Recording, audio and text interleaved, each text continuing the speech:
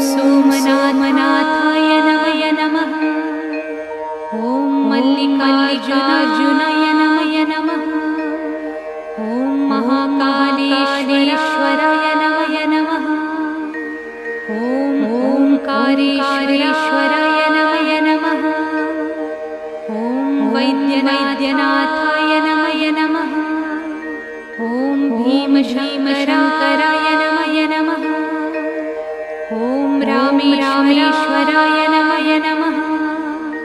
ॐ नागेश्वराय नमः। ॐ विश्वेश्वराय नमः। ॐ त्र्यंबकेश्वराय नमः।